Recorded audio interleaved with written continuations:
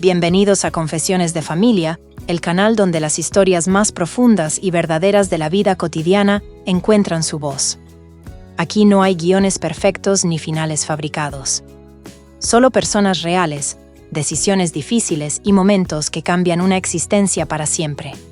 Si estás aquí por primera vez, te damos la bienvenida a un espacio donde cada historia puede ser la tuya, la de alguien que amas o la de alguien que un día necesitaste comprender. La lluvia caía sobre Guadalajara con esa insistencia gris que solo tiene el agua cuando parece saber algo que los seres humanos aún no han comprendido. No era una lluvia violenta ni espectacular. Era silenciosa, constante, casi como un susurro que se repite una y otra vez hasta que uno finalmente escucha lo que siempre estuvo diciendo. Las calles del centro histórico brillaban bajo el reflejo de los postes de luz, y los charcos acumulados en las esquinas reflejaban los carteles de negocios que llevaban décadas en el mismo lugar, igual que sus dueños, igual que sus historias, igual que el peso invisible que cargaban quienes los habitaban.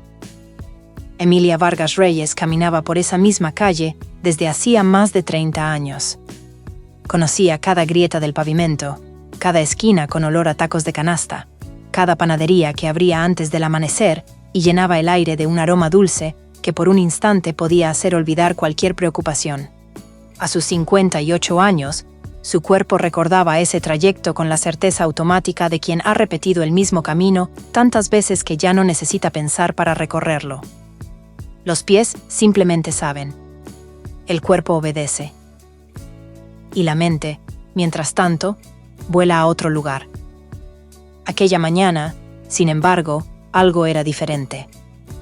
No era el clima, aunque la lluvia ciertamente añadía una textura melancólica a todo. No era el ruido, aunque la ciudad comenzaba a despertar con su mezcla habitual de bocinas, vendedores y radios encendidas desde la madrugada. Era algo interno. Algo que Emilia no podía nombrar con precisión, pero que llevaba semanas instalado en algún lugar entre el pecho y el pensamiento, como una palabra que uno tiene en la punta de la lengua y nunca termina de pronunciar. Era una inquietud. Silenciosa, persistente, molesta de la misma manera en que lo es una piedra pequeña dentro del zapato. No imposibilita caminar, pero está ahí, recordándote su presencia con cada paso. Emilia había aprendido a convivir con ese tipo de sensaciones.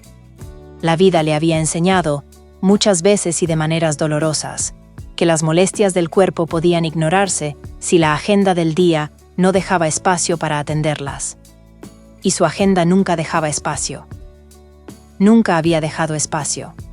Desde el día en que enterró a su esposo, el señor Rodrigo, 17 años atrás, después de un accidente de tránsito que nadie previó y que destruyó en segundos la estructura sobre la que estaba construida su vida, Emilia había tomado la única decisión que le parecía posible: seguir adelante.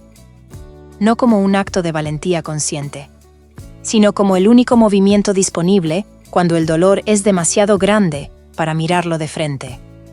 Había seguido adelante por sus hijos. Por Mateo, que tenía 14 años cuando perdió a su padre y que desde ese día comenzó a construir un muro invisible alrededor de sí mismo, ladrillo por ladrillo, año tras año, hasta convertirse en un hombre que vivía lejos en distancia y aún más lejos en emoción.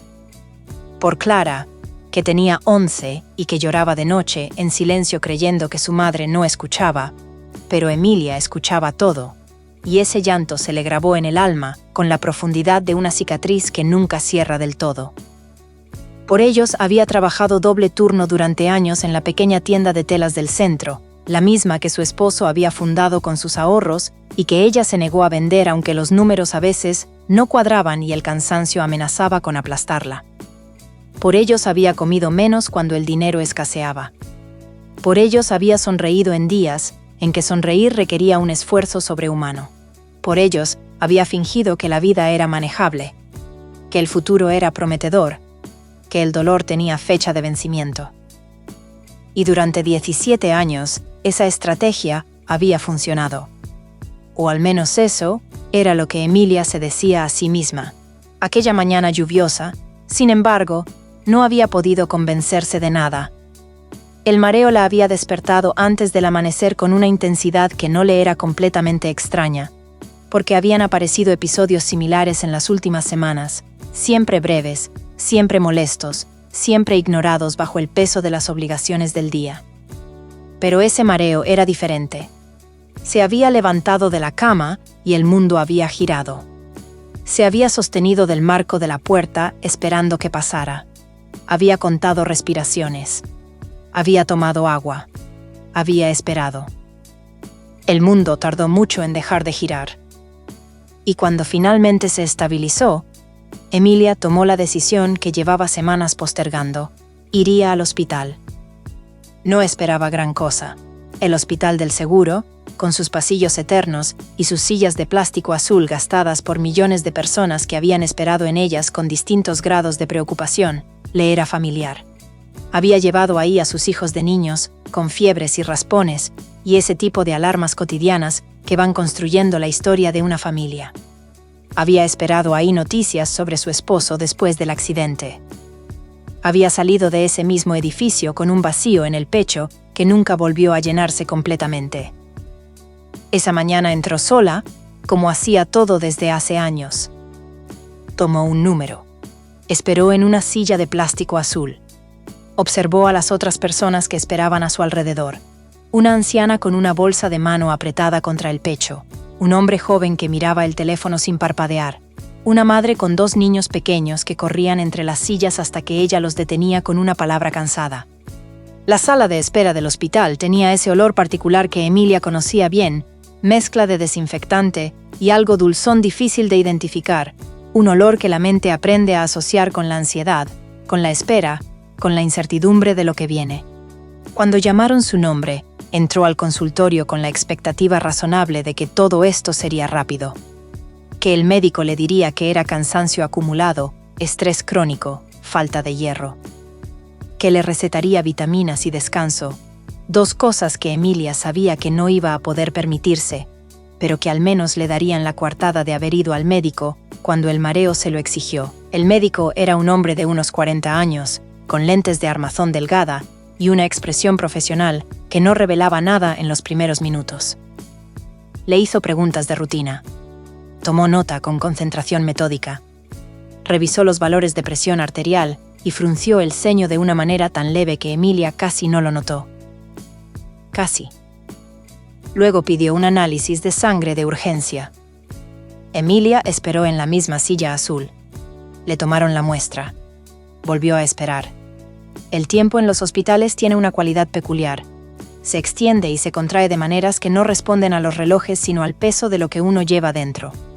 Para alguien que espera una receta de vitaminas, el tiempo pasa rápido. Para alguien que empieza a sentir, sin saber por qué, que quizás hay algo más grave, el tiempo se convierte en algo casi físico, algo que presiona. Cuando el médico revisó los primeros resultados, su expresión cambió. No de forma dramática. No hubo gestos teatrales ni palabras alarmantes dichas en voz alta. Fue algo sutil, casi imperceptible. Una pausa de 2 o 3 segundos más larga de lo normal antes de hablar. Una manera de sostener los papeles que sugería que los estaba leyendo 2 veces. Una mirada breve hacia la puerta del consultorio como verificando que nadie más escuchara lo que estaba a punto de decir. Luego tomó una hoja, escribió algo con letra clara y deliberada, y se la entregó a Emilia con una explicación que ella procesó a medias porque parte de su mente ya estaba en otro lugar. Un lugar oscuro y silencioso donde se almacenan los miedos que uno no se permite pensar directamente. Le pedía que realizara un examen cardíaco en una clínica privada. Urgente. Al otro lado de la ciudad. Le dijo que los seguros del hospital público a veces tardaban semanas en aprobar ese tipo de estudios, y que dada la naturaleza de lo que estaba viendo en los análisis preliminares, prefería que no esperara. Emilia sintió frío en las manos. No preguntó qué había visto en los análisis. No quiso saber. Había una parte de ella que entendió en ese instante que preguntar sería abrir una puerta que, una vez abierta, no tendría forma de cerrar. Tomó el papel, asintió con la cabeza, dijo que sí, que iría pronto, que muchas gracias, y salió del consultorio con pasos firmes que no correspondían en absoluto a lo que sentía por dentro. Afuera, la lluvia seguía cayendo con la misma indiferencia de siempre, El trayecto en autobús hasta la clínica privada duró 40 minutos que Emilia vivió con una intensidad extraña. Miraba por la ventana y veía la ciudad moverse a su alrededor con esa vitalidad desordenada que tienen las ciudades grandes. Jóvenes con audífonos, vendedores de chicles en los semáforos, mujeres cargando bolsas del mercado, parejas discutiendo sin importarles quién los observa, niños que señalan cosas desde las ventanas de los autos con esa capacidad de asombro que los adultos van perdiendo sin darse cuenta. La vida seguía, siempre seguía, con o sin uno. Ese pensamiento, que en otras circunstancias podría haber parecido filosófico y neutro, esa mañana tenía un filo particular. La vida seguía, con o sin ella. La ciudad no detendría sus bocinas, sus vendedores, sus parejas discutiendo, sus niños señalando. El autobús seguiría su ruta. La tienda de telas del centro abriría sus puertas a las 9 de la mañana, aunque ella no estuviera ahí para abrir el candado. El mundo continuaría su movimiento perpetuo, ajeno y sereno, mientras dentro del pecho de Emilia algo que todavía no tenía nombre comenzaba a instalarse con la comodidad del que sabe que llegó para quedarse. La clínica privada era distinta al hospital del seguro. Las sillas no eran de plástico azul sino de cuero beige. El olor a desinfectante era más discreto, mezclado con algo que intentaba parecerse a la neutralidad, pero que resultaba en una especie de frialdad aséptica. Había plantas en macetas cerca de la recepción, plantas de esas que parecen perfectas porque son de plástico. Y Emilia pensó por un momento en lo curioso que era poner plantas falsas en un lugar donde la gente venía buscando respuestas reales sobre cosas tan reales como el latido de su propio corazón. Entregó la hoja que le había dado el médico. La recepcionista la leyó con una expresión profesionalmente neutral y le dijo que la atenderían de inmediato. Esa inmediatez fue la primera señal que Emilia no quiso interpretar. En los lugares donde uno espera noticias importantes, ser atendido de inmediato raramente es buena señal. Los técnicos que realizaron el estudio cardíaco apenas levantaban la mirada. Eran eficientes y silenciosos de esa manera que tienen los profesionales de la salud cuando han aprendido que ciertas expresiones pueden ser malinterpretadas, cuando han entrenado sus rostros para no decir más de lo que está autorizado a decir en ese momento. Emilia era buena leyendo personas. Décadas de atender clientes en su tienda le habían dado esa habilidad, y lo que leyó en esos rostros no la tranquilizó. El estudio tardó menos de lo que esperaba. Al terminar, le dijeron que los resultados estarían listos en 48 horas. 48 horas. Emilia repitió ese número mentalmente en el trayecto de regreso a casa, como si repetirlo pudiera reducir su peso, como si familiarizarse con él pudiera convertirlo en algo manejable. 48 horas. 2 días. 48 veces 60 minutos. 2.880 minutos. Un número absurdamente concreto para algo que sentía completamente abstracto e imposible de contener. Esa tarde abrió la tienda. Acomodó telas. Atendió a 3 clientes con la sonrisa de siempre, la misma que había perfeccionado durante 17 años hasta volverla completamente automática, una sonrisa que no requería ninguna participación genuina de su interior para aparecer en el exterior. Una clienta le preguntó si tenía una tela específica para cortinas de baño. Otra quería muestras de varios tonos de azul.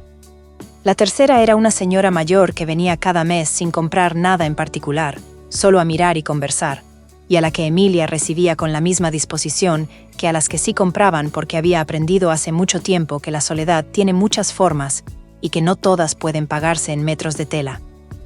Cerró la tienda a las 7:30 de la tarde. Caminó las 6 cuadras hasta su apartamento bajo una lluvia que ya era solo llovizna, una neblina fría que se pegaba a la ropa sin acabar de mojar. Subió los 3 pisos por las escaleras, porque el elevador del edificio llevaba 2 semanas descompuesto y la administración no mostraba señales de apuro por arreglarlo. Abrió la puerta de su apartamento, encendió la luz de la cocina y se sentó en la silla que siempre usaba, la que daba hacia la ventana que miraba al patio interior del edificio, donde a veces se escuchaban los niños del 4º piso, jugando hasta que sus padres los llamaban a cenar. Esa noche no hubo niños jugando. Solo silencio. Y frente a ese silencio, Emilia miró la fotografía pegada en el refrigerador. Era una fotografía vieja, de esas reveladas en papel, de cuando revelar fotografías era todavía la forma normal de recordar. Estaba algo desteñida en los bordes y tenía una pequeña doblez en la esquina inferior derecha que nunca había podido desaparecer del todo, aunque Emilia la había intentado alisar muchas veces con los dedos. En la fotografía estaban sus hijos, Mateo y Clara, entonces adolescentes, abrazados junto a su padre.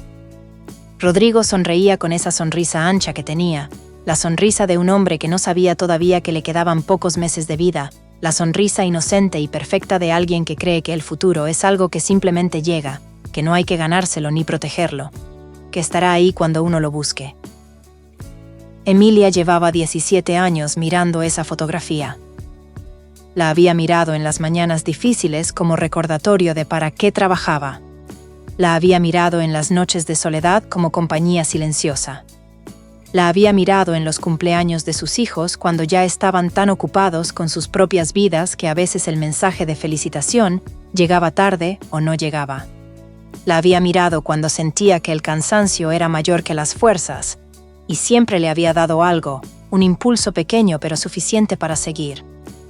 Esa noche la miró de otra manera.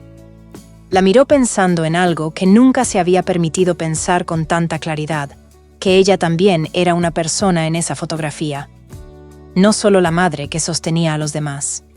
También la mujer que existía por derecho propio, que había tenido sueños propios antes de que la vida los fuera cubriendo capa por capa con responsabilidades y sacrificios y la noble, pero agotadora tarea de ser el centro, que mantiene unido lo que sin ella podría dispersarse. Esa noche no durmió. Permaneció en la silla de la cocina mucho más tiempo del que podría haber calculado. En algún momento se hizo un té que no tomó. En otro momento intentó leer la revista que Clara le había dejado en su última visita, 3 meses atrás, pero las palabras no formaban sentido. Era como intentar leer en un idioma que uno conoce pero que la mente, en ese estado particular de alerta silenciosa, se niega a procesar. Encendió la televisión con el volumen muy bajo. La apagó. Miró el techo. Pensó en Rodrigo, no con el dolor agudo de los primeros años después de su muerte, sino con esa forma más madura y más triste de recordar a alguien que se ha ido hace mucho tiempo, como una presencia que uno sabe que no volverá, pero cuya ausencia uno ha aprendido a llevar integrada en los huesos, como parte de la propia estructura. Pensó en lo rápido que había ocurrido todo. El accidente, la llamada de la policía, el hospital, la habitación demasiado blanca y demasiado silenciosa, donde tuvo que hacer una de las cosas más difíciles que un ser humano puede hacer: explicarles a sus hijos que su padre no iba a regresar. Pensó en que la vida puede cambiar en un instante. Y esa noche, por primera vez en mucho tiempo, esa certeza no le parecía una lección filosófica abstracta. Le parecía personal. Le parecía urgente. Le parecía que estaba mirándola directamente a los ojos desde el otro lado de 48 horas que todavía no habían terminado de transcurrir. El segundo día fue diferente al primero en su naturaleza, pero igual en su peso. Emilia abrió la tienda a la hora de siempre. Acomodó telas a la hora de siempre. Atendió clientes a la hora de siempre. Su cuerpo seguía el protocolo de la rutina con una precisión que desmentía completamente lo que ocurría en su interior, donde todo era desorden y preguntas sin respuesta, y ese miedo particular que no ruge sino que susurra, que no golpea sino que presiona, constante, suave, implacable. Fue en la tarde, mientras organizaba unas cajas en el almacén de la tienda, cuando el dolor apareció. No fue un dolor suave. Fue una presión repentina en el centro del pecho, como si alguien hubiera colocado allí una mano y empezara a apretar con una fuerza pausada pero determinada. Emilia dejó caer la caja que tenía en las manos. Se apoyó contra la pared. Intentó respirar de manera regular, contando las inhalaciones como le había enseñado alguien en algún lugar y en algún momento que ya no recordaba con claridad. La presión duró quizás 1 minuto, quizás 2. Luego fue cediendo lentamente, como se retira una ola, sin desaparecer del todo, sino transformándose en una molestia más difusa, más generalizada, más vaga pero no por eso menos perturbadora. Se sentó en el suelo del almacén con las piernas cruzadas. Nadie entró a preguntar si estaba bien. Nadie lo sabía. La tienda estaba vacía de clientes en ese momento, y Claudia, la joven que la ayudaba 2 veces por semana, no tenía turno ese día.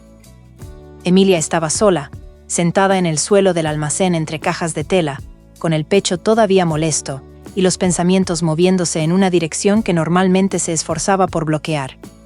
Si algo le pasaba ahí mismo, en ese almacén, en ese momento, ¿cuánto tiempo tardaría alguien en darse cuenta? Era una pregunta que nunca se había formulado con tanta crudeza. No porque la soledad en la que vivía fuera nueva, sino porque nunca antes había tenido una razón tan concreta para hacérsela. Pensó en su vecino del segundo piso, el señor Aurelio, que a veces golpeaba su puerta para pedirle azúcar o para mostrarle alguna carta que no entendía. Pensó en Claudia, que quizás la llamaría al día siguiente, cuando viera la tienda cerrada. Pensó en sus hijos, que vivían sus propias vidas a distancias, que no eran solo geográficas. Y entendió algo que le dolió de una manera completamente diferente al dolor físico del pecho, que había construido su vida entera alrededor de los demás hasta quedarse sola en el centro de ella. No era un reproche, no a sus hijos, que habían crecido y tenían derecho a sus propias vidas, como ella les había enseñado. No a sus amigos, que se habían ido diluyendo con los años mientras ella se sumergía cada vez más en el trabajo y en la rutina. Era una observación, una constatación. La mirada honesta y sin adornos de una mujer sentada en el suelo de su almacén, que por primera vez en años se permitía ver con claridad la arquitectura de su propia existencia. Había sacrificado todo. Y ese todo incluía, sin que se hubiera dado cuenta plenamente hasta ese momento, incluirse a sí misma. Las 48 horas terminaron en un amanecer gris con nubes bajas que prometían más lluvia. Emilia no tuvo que prepararse para ir a la clínica, porque en realidad nunca había dejado de estar preparada, nunca había podido relajarse del todo durante esas 2 jornadas de espera que habían sido, en muchos sentidos, las más largas de su vida reciente. Tomó el mismo autobús, mirando por la misma ventana. Pero algo en cómo miraba era diferente. Como si las 48 horas de espera hubieran afinado algo en su percepción, quitado algún filtro habitual, dejando las cosas más nítidas y al mismo tiempo más frágiles, más reales. La clínica tenía el mismo olor, las mismas plantas de plástico, la misma recepcionista con la misma expresión profesionalmente neutral. Emilia dio su nombre. Esperó en una silla de cuero beige. El reloj de la sala de espera marcaba las 10:12 de la mañana cuando llamaron su nombre. El médico que la recibió era diferente al del hospital, pero tenía algo en común con él, esa manera particular que tienen los médicos de tomarse un segundo extra antes de hablar cuando lo que van a decir tiene un peso que no saben bien cómo distribuir en el espacio entre ellos y el paciente. Abrió el sobre con los resultados. Los revisó. Y Emilia vio cómo el color en su rostro cambiaba de la misma manera en que cambia el cielo antes de una tormenta. Gradualmente, imperceptiblemente al principio, y luego de golpe, como si alguien hubiera girado un interruptor. El silencio en ese consultorio fue insoportable. No era el silencio vacío de cuando no hay nada que decir. Era el silencio lleno, denso, casi tangible de cuando hay demasiado que decir y las palabras necesitan unos segundos para organizarse de una manera que sea decible. Los exámenes mostraban una obstrucción grave en varias arterias coronarias. No una sino varias. No leve sino grave. El médico usó términos que Emilia escuchó como si vinieran de lejos, como si el consultorio fuera de repente más grande de lo que era y sus palabras tuvieran que recorrer una distancia inusual para llegar hasta ella. Porcentajes de obstrucción, riesgo cardiovascular, probabilidad estadística de eventos adversos en los próximos meses sin intervención. Había estado viviendo, dijo el médico, con una bomba de tiempo en el pecho sin saberlo. Pero eso no era todo. En las imágenes del estudio había aparecido algo más. Una sombra irregular, pequeña pero visible, en una zona adyacente al corazón. Una anomalía que requería estudios adicionales urgentes para determinar su naturaleza. Que podía ser varias cosas. que había que descartar algunas posibilidades antes de llegar a conclusiones. Que no debía alarmarse todavía, aunque la manera en que lo dijo contenía en sí misma una cantidad considerable de alarma. Emilia escuchó todo, y luego hizo algo que el médico probablemente no esperaba. Asintió con la cabeza con calma. Una calma que no era frialdad ni negación, sino la calma particular de alguien que en los últimos 2 días había estado, sin saberlo, preparándose para escuchar algo como esto. Alguien que había tenido 48 horas para hacer las paces, al menos provisionalmente, con la posibilidad de que la vida tuviera planes distintos a los suyos. Preguntó qué debía hacer ahora. El médico le explicó los pasos siguientes. Más estudios. Consulta con un cardiólogo especialista. Posibles procedimientos para tratar las obstrucciones. Seguimiento. Cuidados. Emilia tomó nota de todo en un pequeño cuaderno que siempre llevaba en la bolsa, el mismo que usaba para anotar los pedidos de telas de sus clientes, y en ese gesto cotidiano, en esa continuidad entre la vida que era y la vida que comenzaba a ser, había algo que le pareció importante, aunque no hubiera podido explicar exactamente por qué. Salió de la clínica al mediodía. La lluvia había parado temporalmente, y el sol intentaba abrirse paso entre las nubes con esa determinación tibia y poco convincente que tiene en los días de invierno. Emilia caminó sin rumbo durante un rato que podría haber sido 20 minutos o 1 hora, sin prestarle mucha atención al tiempo, porque el tiempo había adquirido en las últimas horas una textura completamente nueva, algo más precioso y al mismo tiempo más incierto de lo que había sido antes. Caminó por calles que conocía. Pasó frente a una iglesia donde de niña había ido con sus padres los domingos. Pasó frente a una frutería donde el señor que atendía reconoció su cara y le hizo un gesto con la cabeza. Ese saludo breve y silencioso que existe entre personas que se ven regularmente sin conocerse realmente. Pasó frente a un parque donde 2 ancianos jugaban ajedrez bajo un árbol que había perdido la mayoría de sus hojas y conservaba solo algunas, amarillas y obstinadas, que se negaban a ceder al otoño. Y en ese caminar sin destino, Emilia pensó, no con el pánico de las últimas 48 horas, sino con una claridad diferente, esa claridad que a veces llega cuando uno ha atravesado el umbral de lo que más temía y descubre que del otro lado no hay un abismo sino simplemente más vida, más complicada quizás, más incierta definitivamente, pero vida al fin. Pensó en todos los años que había dedicado a sobrevivir. No era una palabra que hubiera elegido conscientemente para describir su existencia. Era más bien una descripción que llegó sola cuando, desde la distancia forzada que dan las crisis, uno puede ver con honestidad lo que de cerca resultaba invisible. Había sobrevivido a la muerte de Rodrigo. Había sobrevivido a los años de apreturas económicas. Había sobrevivido al crecimiento de sus hijos, a su partida, a la soledad que quedó cuando se fueron. Había sobrevivido a cada mañana difícil y a cada noche sin dormir y a cada momento en que el cansancio era mayor que las ganas. Pero sobrevivir, comprendió ahora con una nitidez que dolía un poco, no es lo mismo que vivir. Vivir requería otras cosas que ella había ido posponiendo con la promesa implícita de que habría tiempo, que las urgencias del presente eran temporales, que cuando las cosas se estabilizaran habría espacio para lo demás. Para el viaje que siempre había querido hacer a la costa. Para volver a pintar en acuarela, algo que había abandonado cuando sus hijos eran pequeños y que de vez en cuando extrañaba con una intensidad que la sorprendía. Para llamar a sus amigas de la juventud con las que había perdido el contacto, no por ninguna razón dramática, sino simplemente por la acumulación de días ocupados que se convertían en semanas y luego en años. Para cuidarse. Para ponerse a sí misma en la lista de prioridades que gestionaba con tanta eficiencia cuando se trataba de los demás. El tiempo, había descubierto de la manera más incómoda posible, no esperaba. El tiempo no hacía excepciones por sacrificio, ni por buenas intenciones, ni por la cantidad de amor invertido en los demás.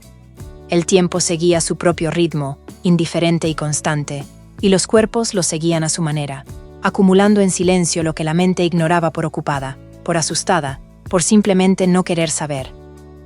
Llegó a casa cuando el sol ya se había rendido definitivamente y las nubes habían vuelto a ocupar el cielo con esa comodidad de quien sabe que tiene la tarde para sí. Subió los 3 pisos. Encendió la luz de la cocina. Se sentó en su silla. Y entonces hizo algo que no hacía desde hacía mucho tiempo. Llamó a sus hijos. Marcó el número de Mateo primero.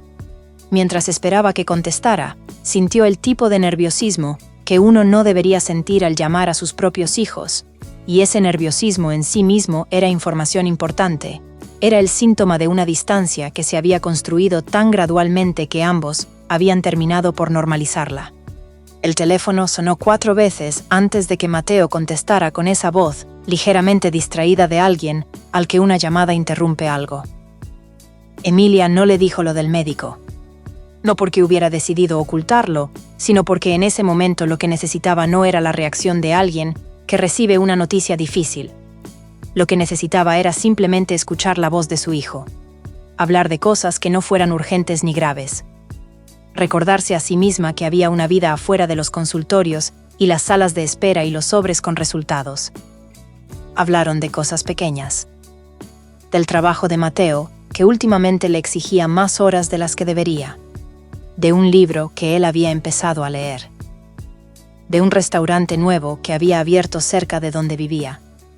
Cosas menores, domésticas, completamente ordinarias, y sin embargo Emilia las escuchó con una atención que hacía tiempo no le dedicaba a una conversación, como si cada palabra fuera un pequeño regalo que valía la pena recibir con cuidado. Después llamó a Clara. Con Clara la conversación fue diferente en tono, pero igual en esencia. Su hija tenía sus propios problemas, sus propias preocupaciones, su propia carga. Y Emilia escuchó, en la voz de Clara, algo que reconoció porque lo conocía desde adentro. El cansancio de alguien que lleva demasiado solo, que ha aprendido a funcionar bajo presión hasta confundirla con normalidad. Cuando colgó el teléfono, la cocina estaba completamente oscura excepto por la luz que había dejado encendida. Emilia no se movió por un momento. Se quedó sentada en su silla, con el teléfono todavía en la mano, mirando la fotografía pegada en el refrigerador. Y entonces lloró, no de manera contenida ni silenciosa, sino con esa forma más profunda de llorar que sucede cuando uno finalmente baja las armas que ha llevado levantadas durante tanto tiempo que ya no sabe bien cómo bajarlas. Lloró por el miedo de las últimas 48 horas. Lloró por los 17 años de cansancio acumulado que nunca se había permitido nombrar como tal. Lloró por Rodrigo, por la fotografía desteñida, por los hijos que crecieron demasiado rápido, mientras ella miraba hacia adelante con tanta intensidad que no había podido mirar bien hacia los lados. Lloró por todas las veces que se había dicho que ya habría tiempo. Por los viajes postergados y las acuarelas sin pintar y las llamadas que nunca se hicieron, porque siempre había algo más urgente, algo más necesario, algo que podía esperar menos que el propio corazón. Porque el corazón había aprendido esa semana de la manera más directa posible, no podía esperar. El corazón no enviaba recordatorios con semanas de anticipación. El corazón no esperaba que el momento fuera oportuno. El corazón simplemente continuaba o no continuaba. Y cuando empezaba a fallar lo hacía en silencio, pacientemente, mientras su dueña acomodaba telas y sonreía a los clientes y fingía que tenía todo bajo control. En los días que siguieron, Emilia comenzó a hacer algo que nunca había hecho con coherencia. Hacerse caso a sí misma. Fue al cardiólogo especialista que le habían recomendado. Escuchó el plan de tratamiento con la misma atención meticulosa que usaba para entender los pedidos complicados de sus clientes. Tomó notas. Hizo preguntas. Se informó sobre los procedimientos que habían explicado. Y por primera vez en mucho tiempo, puso su propio bienestar en el primer lugar de la lista de cosas que necesitaban atención. No porque los demás habían dejado de importarle, sino porque había entendido que uno no puede dar lo que no tiene, que el sacrificio eterno, y sin cuidado propio, no es virtud sino lentamente, a veces muy lentamente, es extinción. Llamó a Claudia, la joven que la ayudaba en la tienda, y le propuso aumentar sus horas. Era un gasto que el presupuesto dificultaría, pero Emilia decidió que encontraría la manera de hacerlo funcionar, porque su salud requería que no trabajara doble jornada, al menos no por ahora, al menos no de la misma manera que lo había hecho siempre. Llamó a una amiga de la juventud, Beatriz, a quien no había hablado en casi 4 años. Y la llamada duró 2 horas y media, en las que las dos mujeres hablaron y rieron, y lloraron un poco también. De esa manera en que se llora y se ríe al mismo tiempo cuando uno se reencuentra con una versión de sí mismo que creía haber perdido. Compró acuarelas. No hizo nada con ellas durante varios días. Las dejó sobre la mesa de la cocina, en su caja sin abrir, como una promesa que todavía no era el momento de cumplir, pero cuya presencia física ya era algo. Una declaración de intenciones. Una pequeña bandera plantada en el territorio de las cosas que importan y que no son urgentes ni necesarias en el sentido que el mundo entiende la necesidad, pero que alimentan algo en el interior de una persona que sin esas cosas se va vaciando de maneras que los análisis de sangre no detectan. Habló con sus hijos sobre lo que había descubierto. Lo hizo con calma, sin dramatismo, sin el peso culposo de quien anuncia algo terrible. Se lo contó como lo que era. Información importante sobre su salud que ellos tenían derecho a saber, un proceso de tratamiento que iba a atravesar, una invitación implícita a que la acompañaran, a que estuvieran más presentes no por obligación ni por miedo, sino simplemente porque el tiempo que uno tiene con las personas que ama es finito, y esa finitud, cuando uno la mira de frente, puede ser no solo aterradora sino también liberadora. Mateo fue a verla el fin de semana siguiente. Llegó con esa tensión en los hombros que Emilia reconocía como su manera de cargar la preocupación, y ella lo recibió con el café que a él le gustaba y la misma calidez tranquila con la que siempre lo había recibido, porque quería que su hijo supiera que su madre no necesitaba ser rescatada, sino simplemente acompañada. Clara llamó más seguido. No diariamente, no con la intensidad artificial de alguien actuando por culpa, sino con la frecuencia natural de alguien que ha recordado que llamar no requiere un motivo especial, que a veces basta con querer escuchar la voz de la persona que uno quiere para que eso sea motivo suficiente. Y Emilia, en ese espacio que fue creándose poco a poco, empezó a hacer algo que hacía años no se permitía. Descansar. No el descanso del agotamiento, ese en que uno cae porque el cuerpo ya no puede más, y que no deja sintiéndose descansado, sino simplemente menos roto. Sino el descanso consciente, elegido, el que ocurre cuando uno decide que por hoy es suficiente, que mañana los pendientes seguirán ahí, y podrán atenderse entonces, que el cuerpo que uno habita merece ser tratado con la misma consideración que uno le daría a algo que valora y que quiere que dure. Algunas mañanas, antes de abrir la tienda, se sentaba en el pequeño balcón de su apartamento con una taza de café y simplemente miraba el patio interior del edificio. Los niños del 4º piso que a veces jugaban allí. El gato de la señora del 2º que se paseaba por los maceteros con esa arrogancia tranquila característica de los gatos. El cielo que cambiaba según el día, a veces azul y limpio, a veces nublado, a veces con ese color anaranjado que tiene al amanecer cuando el sol todavía está decidiendo si vale la pena asomarse. En esos momentos, Emilia pensaba en la fotografía del refrigerador, en la mujer que aparecía ahí, más joven, sosteniendo a sus hijos junto al hombre que amaba, antes de que la vida demostrara que no tenía intención de seguir el guión que uno imagina cuando todo va bien. Pensaba en esa mujer con algo nuevo, compasión.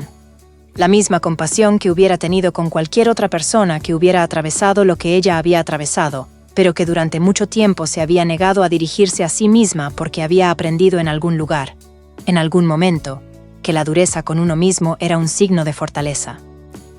No lo era. La fortaleza real, había tardado 58 años en entender, era poder mirarse a uno mismo con honestidad y ternura al mismo tiempo. Saber cuándo uno ha llegado al límite y decirlo. Saber cuándo el cuerpo habla y escucharlo. Saber cuándo la soledad se ha convertido en un peso demasiado grande para cargarlo sin ayuda y pedir esa ayuda con la misma naturalidad con que uno la ofrecería a los demás. El tratamiento avanzó. Hubo momentos difíciles, procedimientos incómodos, días de más miedo que otros. Pero Emilia los atravesó de manera diferente a como había atravesado las cosas difíciles antes. No sola, no en silencio, no con la sonrisa automática que todo lo cubre.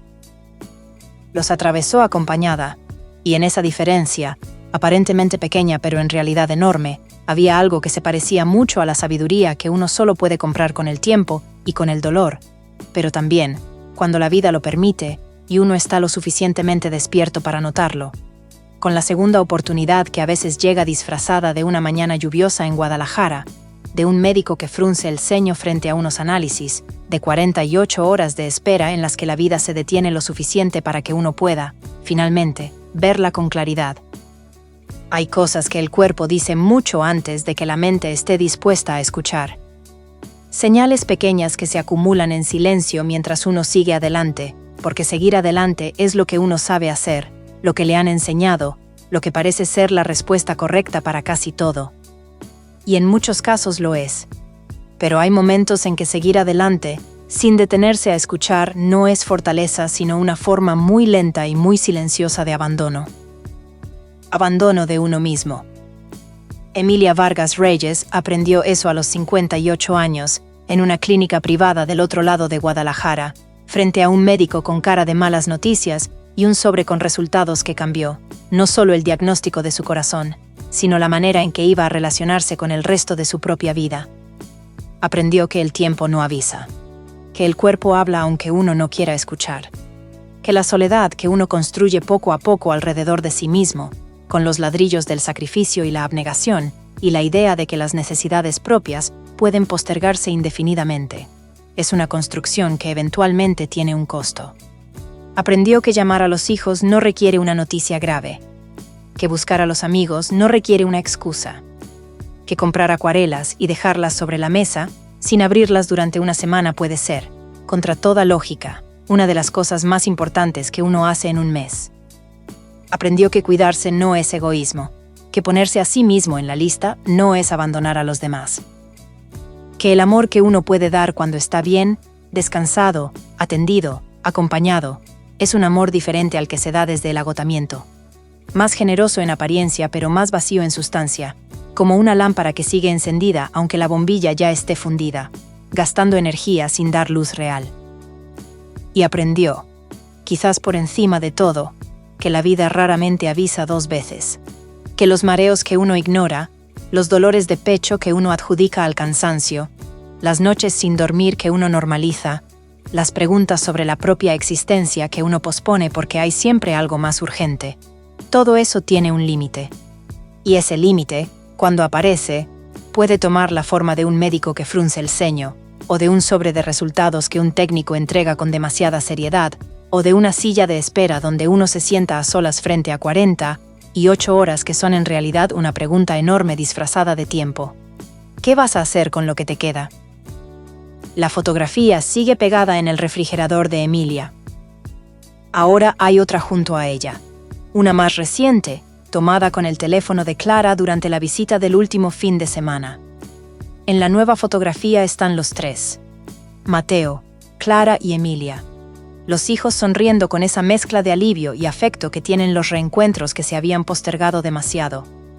Y Emilia, en el centro, sonriendo también, pero con una sonrisa diferente a la automática de la tienda, diferente a la que perfeccionó durante 17 años para que nadie pudiera ver detrás de ella. Esta sonrisa llega desde adentro. Es la sonrisa de alguien que aprendió, de la manera más incómoda posible, pero también de la manera más verdadera, que el corazón no miente. Que cuando el cuerpo habla, vale la pena parar y escuchar. Que uno mismo merece la misma atención, la misma ternura y el mismo cuidado que uno le da sin pensarlo a todo y a todos los demás. Y que a veces, lo más valiente que uno puede hacer no es seguir adelante, sino detenerse, respirar y elegir, conscientemente y con toda la información disponible, cómo quiere vivir el tiempo que le queda. Si esta historia llegó hasta tu corazón, si te hizo pensar en alguien que conoces o en ti mismo, te pedimos que dejes tu like. Ese pequeño gesto nos ayuda a llegar a más personas que quizás también necesitan escuchar estas palabras hoy. Escríbenos en los comentarios desde qué país nos estás viendo y cuéntanos si alguna vez viviste algo similar, si hay alguien en tu vida que se parece a Emilia, o si esta historia te movió a hacer una llamada que llevas tiempo postergando. Suscríbete a Confesiones de Familia para no perderte ninguna historia. Aquí seguimos contando las que importan las que duelen un poco, pero que también, si uno las escucha bien, pueden cambiar algo. Gracias por estar del otro lado.